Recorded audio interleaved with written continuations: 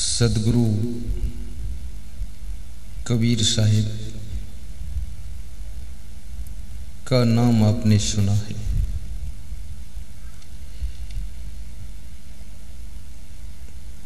उनका ज्ञान भी कभी कभी सुनने को अवसर मिला है। कई बार टीवी के माध्यम से आपने मेरा भी प्रवचन सुना है। मोबाइल में यूट्यूब के माध्यम से भी आपको सुनने का अवसर प्राप्त हुआ है।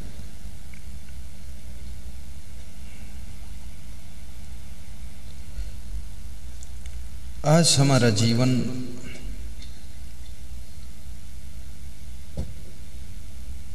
आज हमारा चिंतन सदगुरु कबीर साहिब के विचारों में ओतप्रोत होगा।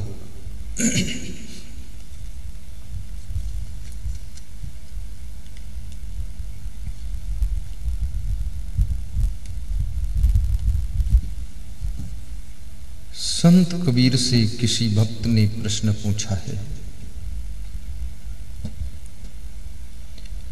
बड़ा प्यारा प्रश्न है, गौर कीजिएगा।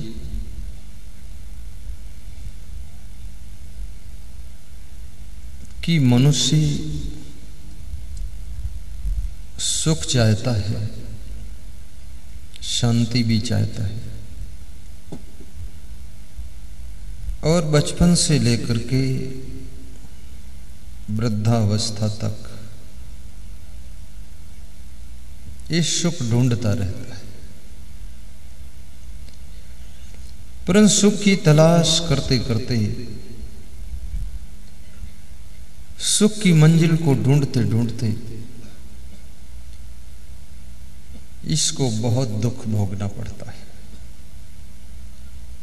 जिस डाल पे मैंने पांव धरा वो डाल वहीं से टूट गई। ना शाद रहे ना काम रहे, अरमान मेरी सब छूट गई। जहां जहां सुख लगता है वहां वहां मनुष्य का मन डूब जाता है, लेकिन वहां दुख मिलता है। तो ये सुख कैसे मिलेगा? कबीर साहिब कहते हैं, जैसे शक्कर मिल जाए तो मिठास मिल जाती है, गुलाब का फूल मिल जाए तो खुशबू मिल जाती है,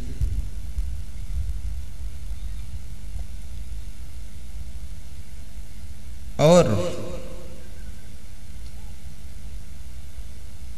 ऐसे ही कोई सदगुरु मिल जाए तो उनके ज्ञान के प्रभाव से सुख मिल जाता है। तो कबीर साहब कहते हैं कि सदगुरु मिले बहुत सुख लहिए, सदगुरु शब्द सुधारे। कहें कबीर ते सदा सुखी हैं, जे यह पद ही विचारे। यदि जीवन में सदगुरु मिल जाए बहुत सुख मिल सकता है। क्यों मिल सकता, कैसे मिल सकता है? कि सदगुरु हमारे जीवन को, मन को, वाणी को, स्वभाव को, चरित्र को, कर्म को, व्यवहार को अपने ज्ञान के शब्दों से सुधार देते हैं। सुधारना बहुत बड़ी चीज है। आदमी को सुधारा ना जाए तो ये बिगड़ जाता है। कपड़े को ना सुधारे टेलर कटिंग करके सिलाई न करे तो पहनने योग्य नहीं होता, चाहे वो 10,000 रुपये मीटर हो। टेलर उसको सुधार देता है, पहनने योग्य बना देता है। और लोहा भी किसी कंपनी में जाता है तो कार कंपनी उसको सुधारती है, तो लोहा जो केवल लोहा था वो कार बन जाता है, हेलीकॉप्टर बन जाता है, मोटरसाइकिल बन जाता है, फिर वो बड़ा उपयोगी हो जाता है, महत्वपूर्ण हो जाता है। इस तरह से मनुष्य तो है, लेकिन इसको सुधारना पड़ता है, इसको सब सिखाना पड़ता है, समझाना पड़ता है। अगर मनुष्य को समझाया ना जाए तो इसको बैठने का तरीका भी मालूम नहीं है, कहाँ बैठना चाहिए। बोलना तो इसको 2.5 साल की उम्र में आ जाता है, पर क्या बोलना है ये नहीं आता है इसको जिंदगी भर। कहाँ बोलना है ये भी नहीं आता है, कितना बोलना ये भी नहीं आता है। ये कभी ज़्यादा बोल जाता है और कभी जहाँ बोलना वहाँ चुप रह जाता है। और कभी इसके अंदर बड़ी विशेष बात ये है कि कहीं ये तो गालियाँ भी बकता है, जिसका परिणाम 10 साल तक भयंकर परिणाम आता है। कहीं किसी को कहता तुमको देख लेंगे हम, तो जिसको बोलता है देख लेंगे वो डर जाता है कि ये किस तरह देखना चाहता है। कभी बोलता है तुमको हम कुछ भी नहीं समझते हैं, कौन समझाता है तेरे को, तू समझ। इसकी भाषा शैली भी बहुत अटपटी सी है, अहंकार भरी बात करता है, क्रोध में बबूला हो जाता है। कभी कभी ये खामखा लोभ करता है, पूरी रामायण पढ़ लेता है, लेकिन इसकी आदत नहीं छूटती। सीता जी ने जब देखा कि हमारे पति राम संकोच में हैं, गंगा पार करने के पश्चात, तो सीता जी ने अपनी अंगूठी उतार कर केवट को उतराई देने के लिए राम को दे दिया कि आप संकोच मत करें। तो राम ने कहा तुम्हारे पास आभूषण क्या बचा? नारी के बदन पर कोई सोने चांदी का आभूषण ना हो अच्छी बात नहीं। तो राम ने कहा आप पहनो, कोई बात नहीं। तो सीता जी ने कहा कि नारी का आभूषण, पति की प्रसन्नता ही नारी का गहना है, पति यदि खुश है यही आभूषण है। अब ये सबने रामायण में सुना है कि सीता जी ने अंगूठी दिया है, परंतु आजकल कितनी स्त्रियां ऐसी भी हैं जो अंगूठी न मिले तो पति की अंगुली काट देंगी, गले का हार न मिले तो पति के गले को दबा देंगी कि तू क्या समझ रखा है, खाम खा का पति बना है, इतना भी नहीं कर सकता तो मतलब क्या रहा। ये गले का हार नहीं चाहिए, आपको पति ऐसा चाहिए जो आपको गले से लगा कर रखे। अंगुलियों में अंगूठी हो न हो, लेकिन हमारे हाथ को पकड़ा है जिस पति ने, वो सदैव हमको सहारा दे सके, ऐसा पति चाहिए, प्रेम की अंगूठी चाहिए। तो सद्गुरु अपने ज्ञान के शब्दों से हमारे जीवन को सुधारते हैं। ये छोटी बात नहीं है, बहुत बड़ी बात है। सुधार करना,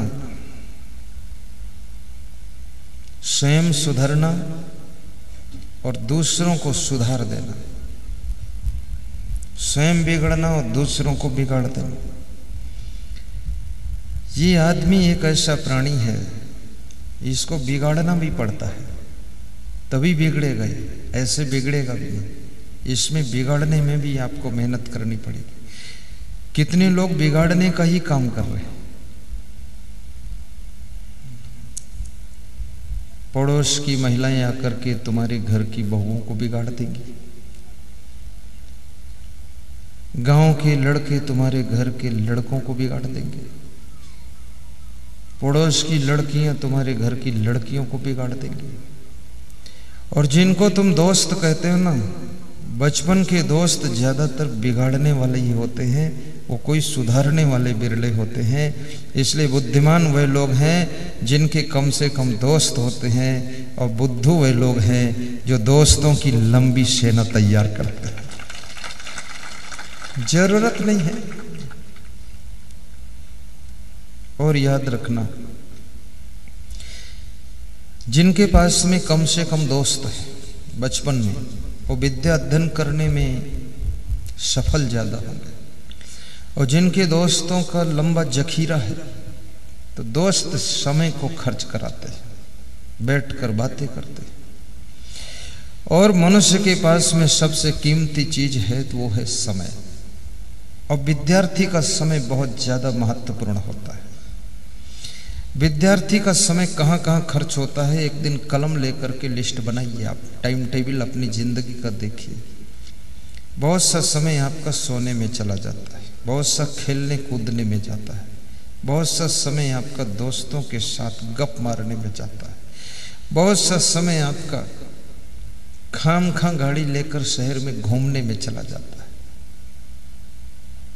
और याद रखना, बचपन में जो समय को व्यर्थ गंवाता है वो जवानी में संकट के बादलों से घिर जाता है।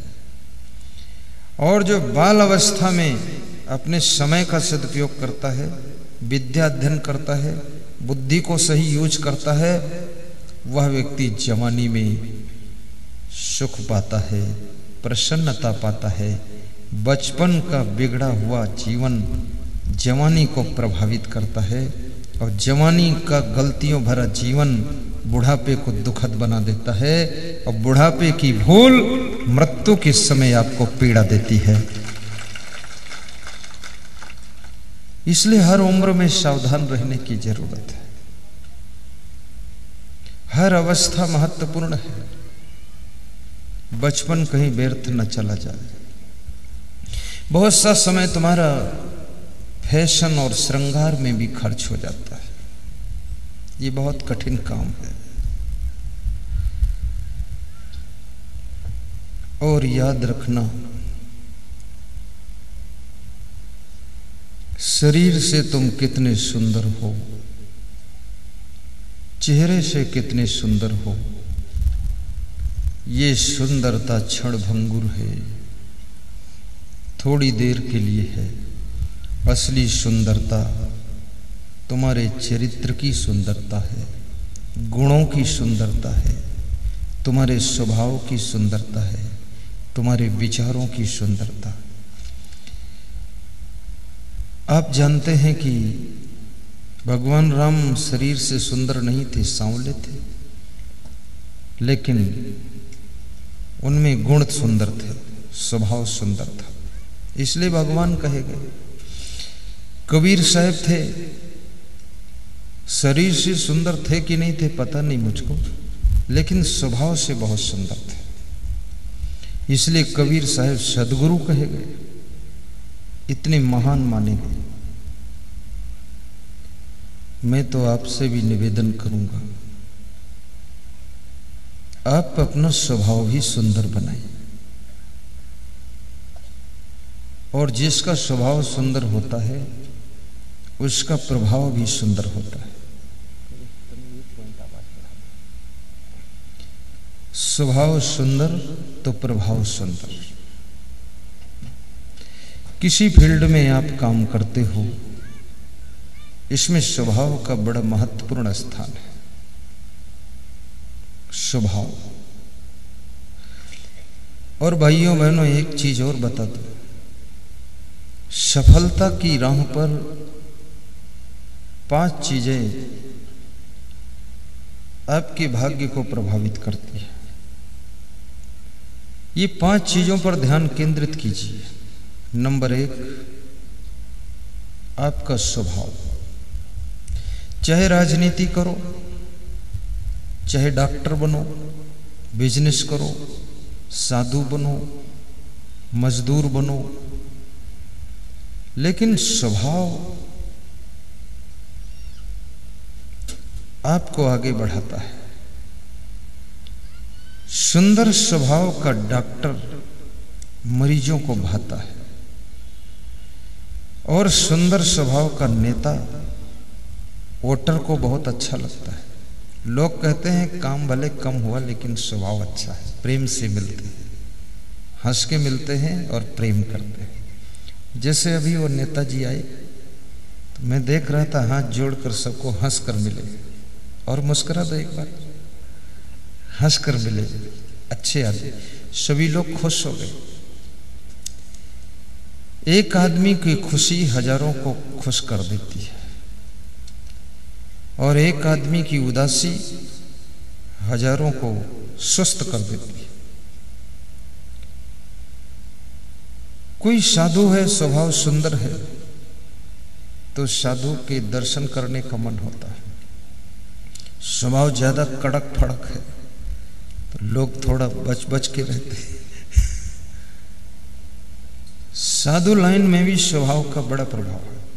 और घर बदलना आसान है, गाड़ी बदलना आसान, साड़ी बदलना आसान, सामान बदलना आसान है, लेकिन स्वभाव को बदलना बहुत कठिन है। और जो अपने बिगड़े स्वभाव को बदल सकता है वो दुनिया के अंदर कोई भी उपलब्धि को प्राप्त कर सकता है। स्वभाव का खेल बहुत बड़ा है।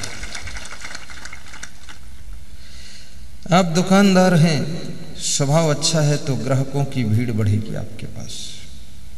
जो ग्राहक आता है उससे अकड़ कर बोलते हैं, आप ऐंठ के बात करते हैं। दूसरी बार रेट पूछ लिया तो बस नाराज हो गए। एक बार बता तो दिया, सुनते नहीं। अब जितना ये शब्द बोले हैं, एक बार बता तो दिया, सुनते तो नहीं। इतनी देर में तो बता देते 10 रुपये का सामान है।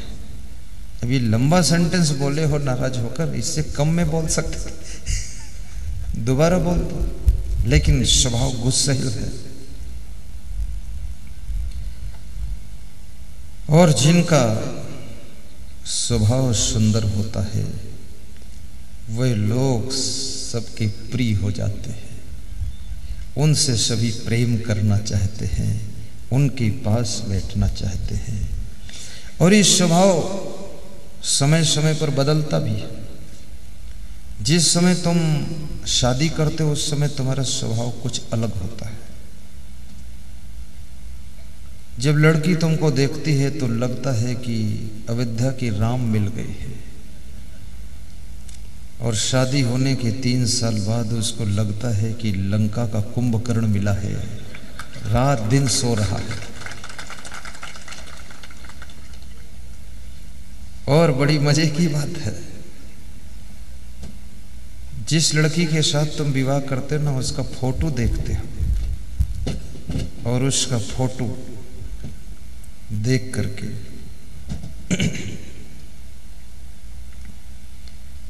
बड़ी विचित्र बात है। ऐसा लगता है कि बहुत भोली भाली गाय रूप लड़की है, सीधी सादी। और जब शादी करके घर में आ गए, 2 साल के बाद शेरनी जैसे गरजने लगे। तुम्हारे होश उड़ गए कि गाय लाए थे, शेरनी कैसे हो गई। बहुत खतरनाक है। कितने पतियों के होश उड़ गए हैं कि अरे राम राम, अब छोड़ भी नहीं सकते, छोड़े तो कोर्ट में चलना पड़े, और पकड़ भी नहीं सकते क्योंकि शेरनी है, खा जाएगी। बड़ी समस्या बढ़ा दी लोगों ने। कितने लोग तब तक बड़े अच्छे रहते जब तक रिश्ता न जुड़ जाए।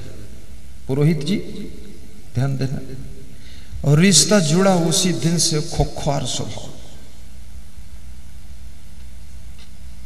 लेकिन जो महान लोग होते हैं, फर्स्ट बार जो मिलन होता है वो लास्ट तक वही भाव बना रहता है, उनमें कोई बदलाव नहीं आता है। उन्हीं को महान कहते हैं जो प्रारंभ में जितना प्रेम करते थे लास्ट तक उतना ही प्रेम करते हैं। वाइफ बूढ़ी हो गई, डोकरी हो गई, लेकिन जैसा प्रेम छोकरी के समय था ऐसा डोकरी के पीरियड में भी है। महिलाएं खूब हंसती हैं, पुरुष लोग थोड़ा कमजोर है हंसने में। तुम भी हंसा करो। हाँ, कभी तो तुम भी छोकरा थे, अब डोकरा हो गए।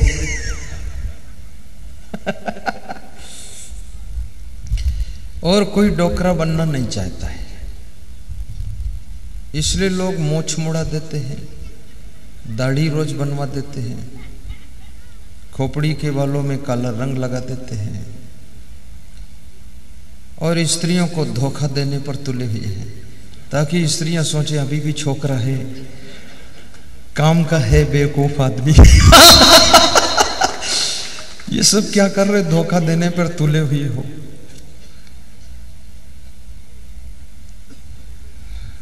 हमेशा जीवन शरीर से बूढ़ा हो जाए कोई फर्क नहीं है, लेकिन आपका मनोबल बूढ़ा नहीं होना चाहिए, आपका आत्मबल कमजोर नहीं होना चाहिए और आपकी हंसी खुशी हमेशा बचपन जैसी बनी रहनी चाहिए। तो आपकी जिंदगी में दुख के बादल भी उड़ जाएंगे और सुख का सूरज जरूर चमकता रहेगा।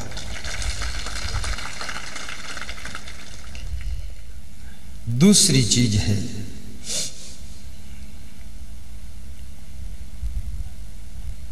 आपका जो बोलने का अंदाज है, बोलने का ढंग, वाणी जिसको कहते हैं वाणी, भाषण, प्रवचन, लेक्चर, बातचीत, ये आपके भाग्य में बहुत प्रभाव डालता है। कहां बोलना है, कहां चुप रहना है। आप विचार करो, अपने भाई भरत के लिए रास गद्दी छोड़ दो, भाई के लिए त्याग करो राम बनकर। कभी भरत बनकर अपने भाई से प्रेम करो, कभी लक्ष्मण बनकर अपने भाई की सेवा करो, कभी शत्रुघ्न बनकर शांत और मौन रहो। चारों रूप आप में दिखाई देना चाहिए। ये 10 रथ, ये 10 इंद्रियों का रथ आपका शरीर, ये दशरथ है, इसमें चारों पुत्रों का प्रभाव होना चाहिए। कभी राम बनकर, कभी लक्ष्मण बनकर, कभी भरत बनकर और कभी शत्रुघ्न बनकर आप अपनी जिंदगी को आगे बढ़ाइए, तो आप सफल जरूर होंगे। तो दूसरी चीज तुम्हारी वाणी है, और वाणी को अमृत कहा गया है। जिस अमृत की चर्चा होती है संसार में, अमृत और जहर, तो जहर को तो हमने आपने देखा भी है और जहर को कितने लोगों ने आजमाया भी है। जहर आज भी है। बहुत से लोग घर में दुखी हो जाते हैं तो जहर पी लेते हैं, पॉइजन, और आत्महत्या कर लेते हैं।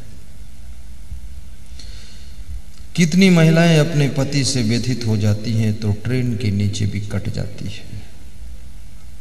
लेकिन मैं निवेदन करूंगा, इतना मनोबल डाउन मत करो। अगर तुम्हारा पति गलत चाल में चलता है, तुम जन्म से लेकर के 20 साल तक बिना पति की थी, बड़ी सुखी थी, और ये 20 साल की उम्र में पति मिला और पति के बाद दुर्गति शुरू हुई। अब ऐसा पति का प्रभाव पड़ा कि जीना मुश्किल है। अब आप जहर खाने जा रही हो, तो ये मूर्खता है आपकी। छोड़ो पति लफड़ा इसका, अपनी जिंदगी को नष्ट मत करो। ये बड़े भाग्य मानुष तन पावा, सुर दुर्लभ सदग्रंथन गावा। मीराबाई तो केवल भक्ति में लीन थी, पति छूट गया था, वो मर गया था बचपन में,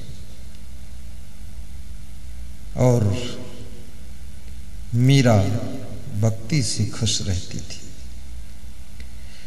पति और पत्नी से खुश कौन रहा आज तक? कोई नहीं। सृष्टि को चलाने के लिए, संसार को संचालित करने के लिए विवाह किया जाता है, सृष्टि की व्यवस्था। बाकी कोई अगर सोचता है कि पति से सुख मिल जाएगा, तो आज तक तो किसी को मिला नहीं है। और कोई सोचता हो पत्नी से सुख मिल जाएगा, तो मिलने वाला भी नहीं है। अगर पत्नी के पास सुख होता तो पति के पास सुख क्यों ढूंढती, और पति के पास होता तो पत्नी के पास क्यों ढूंढता? सुख तो दोनों के पास नहीं है, दोनों भिखमंगे हैं, और दोनों भिखमंगे दोनों से भीख मांगे तो दोनों कटोरा खाली है, उसमें मिलने वाला क्या? वो डबल भिखमंगे हो जाएंगे।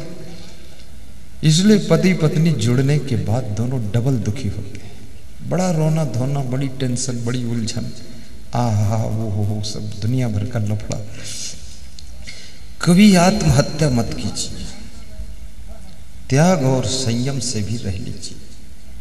14 साल तक लक्ष्मण वनवास में रहते हैं, उनकी पत्नी उर्मिला अयोध्या में त्याग से रह लेती है।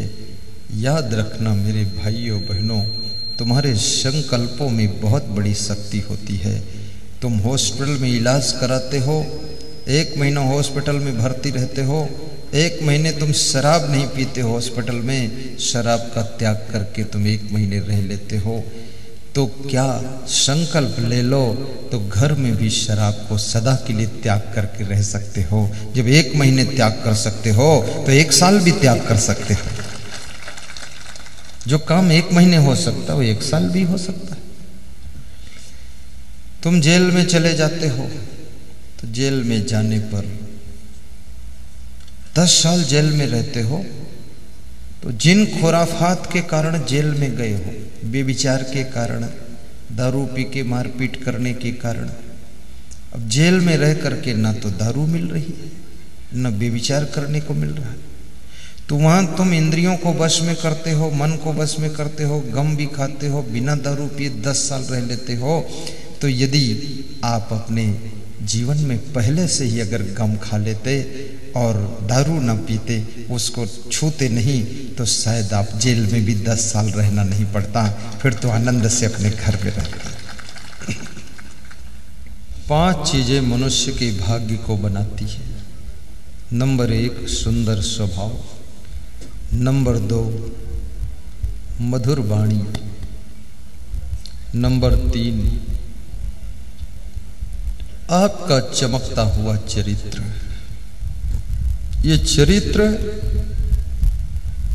साधु जीवन हो, गृहस्थ जीवन हो, बिजनेसमैन लाइफ हो या पॉलिटिकल लाइफ हो,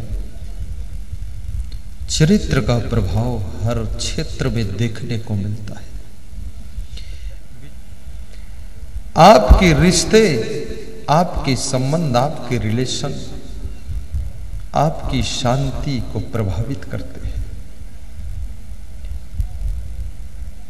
ऐसा नहीं कि आप अपने आप से ही शांति पा सकते हो। जिनसे जिनसे तुम जुड़े हो, उनका स्वभाव, उनकी वाणी, उनका चरित्र भी तुम्हारी शांति को प्रभावित करता है।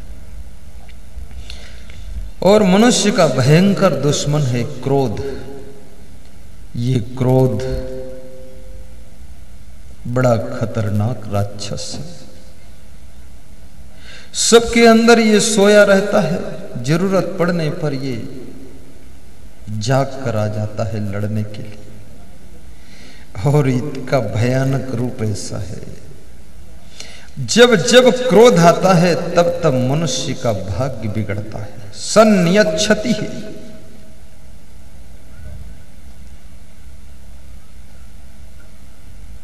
यो बेगम उत्थितम क्रोधम हर्षयो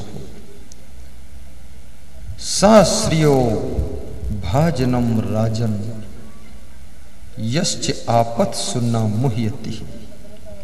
नीति शास्त्र में लिखा हुआ है, जो व्यक्ति क्रोध के आने पर भी क्रोध करता नहीं है, अंदर अंदर आ गया लेकिन क्रोध में कुछ ऐसा बोलता भी नहीं है और क्रोध में कोई कार्य भी नहीं करता, एक्शन भी नहीं लेता है। और जो व्यक्ति हर्ष होने पर फूलता नहीं है, वह व्यक्ति राज्य और लक्ष्मी का अधिकारी बनता है। ये क्रोध तुमको लक्ष्मी विहीन बना देता है, गरीब बनाता है। इसलिए सहनशीलता भी होना चाहिए। और कबीर साहब भी कहते हैं, जो गम खा सकते हैं उनके दिल में गम नहीं रह सकती है, और जो गम नहीं खा सकते हैं उनकी जिंदगी गम में डूब जाती है। गम खाना सीखो। थोड़ी देर किसी के ऊपर क्रोध में कुछ बोल भी दोगे, वह व्यक्ति तुमसे 10 साल तक बदला लेता रहेगा। आज तो बोल दिया, उसने सुन लिया, सह लिया, चला गया, तुमने सोचा फुर्सत मिल गई, नहीं, अब वो अलग रह करके भी तुम्हारा विरोध कर रहा है, नुकसान पहुंचा रहा है। और तुम किसी को क्रोध में आकर के सामने गाली भी दे दोगे तो याद रखना, वो बाथरूम में जाएगा तो वहां तुमको अकेले में गाली देगा।